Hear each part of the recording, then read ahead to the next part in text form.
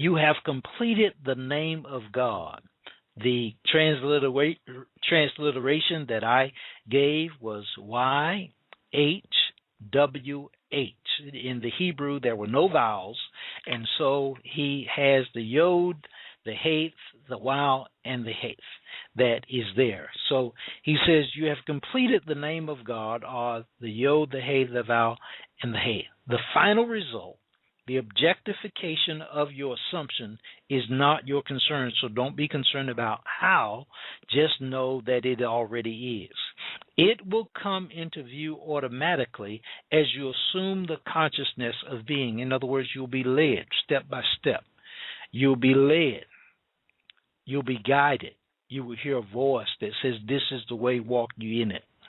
And so you will be led. Or that text says, take no thought. You will be led, and that's what he's bringing forth here. And what we're doing is giving you, again, a tool. This is a very powerful tool that will work for you. Now, let us turn, Neville says, now let us turn to the Son's name, for he gives the Son dominion over the world. You are that Son. You are God's child. You are the great Joshua or Jesus of the Bible. You know the name Joshua or Jehoshua is the angelicalized as Jesus. The Son's name is also like the Father's. The first three letters of the Father's name are the first three letters of the Son's name. Yod, He, Vav. Then you add a shin and an ayin, making the Son's name read Jod, He, Vav, Shin, Ayin. You have heard that the first three are Yod, He, Vav. Yod means that you are aware. He means that you are aware of something. And Vav means that you have become aware of being that of which you are aware. You have dominion because you have the ability to conceive and to become that which you conceive. That is a power of creation. It was Einstein that said that imagination was more important than knowledge. Imagination was more important than knowledge. This is the way that Neville Goddard is saying the same thing, that you can imagine that you already are what it is that you desire to be. You can step in that place and act as if, or if you want to call it pretend, or play the role, whatever it may be, but you imagine that you already are that which you desire to be. But why is a shin put in the name of the Son? Because of the infinite mercy of our Father. Mind you, the Father and the Son are one. Jesus said, I and my Father are one. But when the Father becomes conscious of being man, he puts within the condition called man that he did not give unto himself. He puts a shin for this purpose. The shin is symbolized as a tooth. A tooth is that which consumes, that which devours. I must have within me the power to consume that which I now dislike. I, in my ignorance, he says, brought to birth certain things I now dislike and would like to leave behind. You want to be different from the way that you are. You want to have different. You want to be different. You want to do different. So you have the power to leave this behind. That's through the Son. Were there not within me the flames that would consume it, I would be condemned forever to live in the world of all my mistakes. But there is a shin or flame within the name of the Son, which allows that Son to become detached from states he formerly expressed within the world. Man is incapable of seeing other than the contents of his own consciousness. If I now become detached in consciousness from this room by turning my attention away from it, then I am no longer conscious of it. There is something in me that devours it within me. I can only live within my objective world if I keep it alive in my consciousness. It is the shin or the tooth in the Son's name that gives him absolute dominion. Why could it not have been in the Father's name? For the simple reason, nothing can cease to be in the Father. Even the unlovely things cannot cease to be. If I once give it in expression, forever and ever it remains locked within the dimensionally greater self, which is the Father. But I would not like to keep alive within my world all of my mistakes. So I, in my infinite mercy, gave to myself, when I became man, the power to become detached from these things that I, in my ignorance, brought to birth in my world. These are the two names which give you dominion: Jehovah, Jesus. You have dominion if, as you walk the earth, you know that your consciousness is God, the one and only reality. You become aware of something you would like to express or to possess. You have the ability to feel that you are and possess that which but a moment before was only imaginary.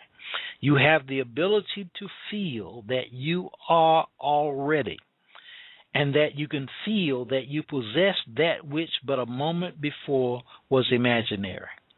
The final result, the embodying of your assumption, is completely outside of the offices of the three-dimensional mind. It comes to birth in a way that no person knows. If these two names are clear in your mind's eye, you will see that they are your eternal names. As you are here, you are Yod He Thou He, and you are Yod He Thou Shin Ayin. The stories of the Bible concern themselves exclusively with the power of imagination. They are really dramatizations of the technique of prayer, for prayer is the secret of changing the future. The Bible reveals the key by which man enters a dimensionally larger world for the purpose of changing the conditions of the lesser world in which he lives. A prayer granted implies that something is done in consequence of the prayer, which otherwise would not have been done. Therefore, man is the spring of action. Woman is the spring of action. You are the spring of action. You are the directing mind, the one who grants the prayer. The stories of the Bible contain a powerful challenge to the thinking capacity of a person. The underlying truth that they are psychological dramas and not historical facts demands reiteration, inasmuch as it is the only justification for the stories. With a little imagination, we may easily trace the psychological sense in all the stories of the Bible. And God said, "Let us make man in our image, after our likeness, and let them have dominion over the fish of the sea, and over the fowl of the air, and over the cattle, and over all the earth, and over every creeping thing that creeps upon the earth." So God created man in his own image. In the image of God created he him. Genesis chapter 1, verses 26-27. Here in the first chapter of the Bible, the ancient teachers lay the foundation that God and man are one, and that man has dominion over all the earth. If God and man are one, then God can never be so far off as even to be near, for nearness implies separation. The question arises, what is God? God is man's consciousness, his awareness, his I amness. The drama of life is a psychological one in which we bring circumstances to pass by our attitudes rather than by our acts. The cornerstone on which all things are based is man's concept of himself.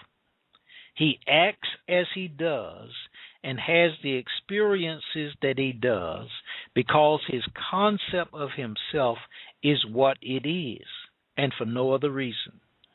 Had he a different concept of himself, he would act differently and have different experiences. Man, or human being, by assuming the feeling of his wish fulfilled, alters his future in harmony with his assumption. For assumptions, though false, if sustained, will harden into fact. This is a powerful statement that in my reading of Neville actually comes forth over and over and over again. And so let me just repeat it again. A person, you, me, a human being, by assuming the feeling of your wish fulfilled, alters your future in harmony with your assumption. For assumptions, though false, if sustained, will harden into fact. It says that when you pray, believe that you have already received. And so you are assuming, you are having faith, you are believing that it is already done. And if you stay with that assumption, it will harden into fact. The assumption will harden into fact. And so as you get into that space and that place is what he's talking about.